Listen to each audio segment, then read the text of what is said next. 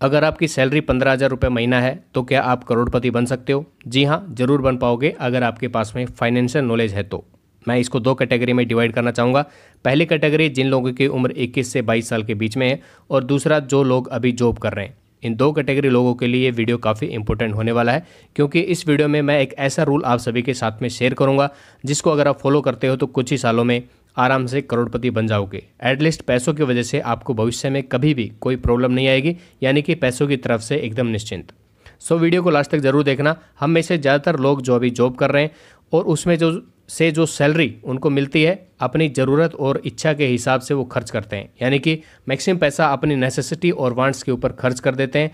अगर कोई इंसान अमीर बनना चाहता है और अगर वह अपनी ज़रूरत और इच्छा को पूरा करने के बाद जो लास्ट में थोड़ा सा अमाउंट बचता है, अगर वो उसको बैंक्स में सेव करता है, यानी कि बैंक में इन्वेस्ट कर देता है, तो वो आपकी अमीरी के बीच में एक रोड़ा है।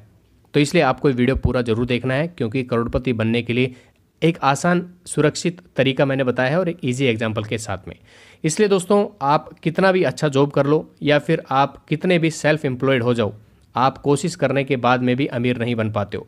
ऐसे लोगों के लिए एक बहुत बढ़िया कंसेप्ट है जिसको 50-30-20 यानी कि 50-30-20 इनिशियल रूल कहते हैं। इसको इनिशियल रूल दोस्तों इसलिए कहते हैं क्योंकि ये आपके अर्निंग के ऊपर वेरी करके चेंज होता जाएगा। इनफैक्ट आप अपनी अर्निंग के हिसाब से इस रूल को अप्लाई कर सकते हो और फाइनेंशियल फ्रीडम प्राप्त कर सकते हो। तो दोस्तों चलिए समझते हैं इस रूल को आसान एग्जाम्पल की मदद से। मान लीजिए दोस्तों, राहुल एक प्राइवेट कंपनी में जॉब करता है और उसकी मंथली सैलरी 15,000 रुपये है।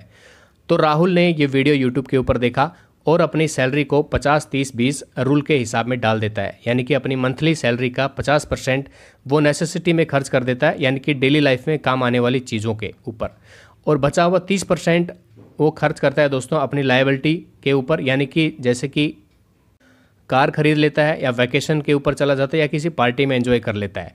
बाकी बचे दोस्तों 20% वो उसको इन्वेस्ट करता है, यानी कि सेव करता है, जैसे अचानक हेल्थ इश्यू आ जाए तो उसके रिक्वायरमेंट के लिए या फिर कोई दूसरी इमरजेंसी को टैकल करने के लिए।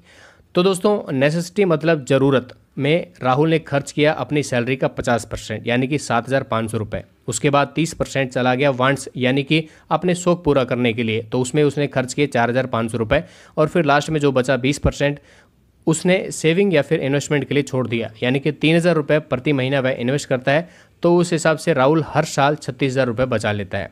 लेकिन कहानी दोस्तों यही ख़त्म नहीं होती है, क्योंकि वीडियो के शुरुआत में हमने आपको बताया था कि आप कैसे 15,000 रुपये मंथली सैलरी में करोड़पति बन सकते हो। तो आगे हम राहुल को इस वीडियो में करोड़पति बनाएंगे। जितना आपको सुनने में आसान लग रहा है, हकीकत में भी ये इतना ही आसान है। ज़रूरत है तो सिर्फ एक कंसिस्टेंसी की।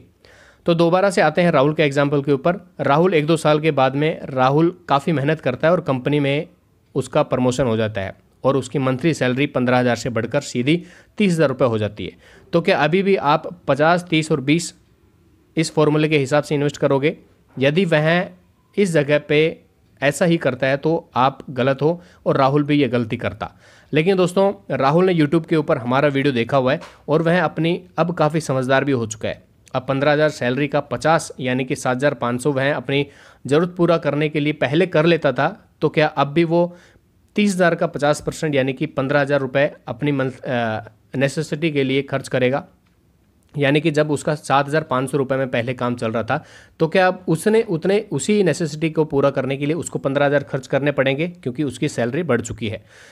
लेकिन दोस्तों, अब बारी आती है राहुल को करोड़पति बनाने की। अब वह 30,000 की सैलरी का 30% यानी कि 9,000 रुपये अपनी ज़रूरत को पूरी करने के लिए इन्वेस्ट करता है और 10% यानी कि 3,000 रुपये अपने शौक पूरे करने के लिए खर्च कर देता है। उसके बाद उसके पास बचा 60% यानी कि 18,000 रुपये। तो उस 18,000 में से 3,000 रुपये बैंक में इमरजेंसी फंड में डाल देता है, जो कभी भी उसके काम आ सकते हैं, और बचे हुए 15,000 रुपये को राहुल किसी अच्छे म्यूचुअल फंड में SIP कर देता है। अगर वह ऐसा अगले 20 साल तक करता है, यानी कि 15,000 रुपये हर महीने इन्वेस्ट करता है और किसी अच्छे म्यूचुअल फंड में उसको 15% का रिटर्न आसानी से मिल सकता है, तो उसके 20 साल के बाद में 2,27,00,000 रुपये बन जाते हैं। तो बन गया ना दोस्तों करोड़पति। तो दोस्तों, राहुल के करोड़पति बनाने के पीछे लॉजिक है पावर ऑफ कंपाउंडिंग का। इसके रिगार्डिंग आपको हमारे यूट्यूब चैनल के ऊपर काफ़ी वीडियो मिल जाएंगे, आप उसको ज़रूर देख लेना, ताकि आप भी समझ सको क्या होता है पैसे का जादू जब कंपाउंडिंग उसके ऊपर चलता है। तो आपने देखा कैसे सैलरी बढ़ने के साथ 50, 30 और 20 का जो फॉर्मूला था वो चेंज होकर 30, 10 और 60 में कन्वर्ट हो गया। अब आप ये मत कहना दोस्तों कि हर साल महंगाई भी तो बढ़ रही है, 9,000 में उसका घर का खर्चा कैसे चलेगा। तो मेरे दोस्तों, हर साल राहुल की सैलरी भी तो बढ़ेगी, यानी कि ईयरली इंक्रीमेंट तो सैलरी पर लगेगा, लेकिन फॉर्मूला उसको वही रखना है 30, 10 और 60 का। यानी कि जितनी भी उसकी सैलरी बढ़ रही है उसमें से 60% उसको इन्वेस्ट करना है, 30% अपनी नेसेसिटी और के ऊपर खर्च करना है और 10% उसको अपने शौक पूरा करने के लिए। अगर आप 15,000 रुपये सैलरी में 8,000 रुपये भी बचा लेते हो, जैसे कि हमने बताया कि 15,000 सैलरी में आप करोड़पति बन सकते हो, तो अगर 15,000 में आप 8,000 रुपये भी इन्वेस्ट कर देते हो हर महीने किसी अच्छे म्यूचुअल फंड में, तो आप 20 सालों में 1 करोड़ 20 लाख रुपए के मालिक बन सकते हो।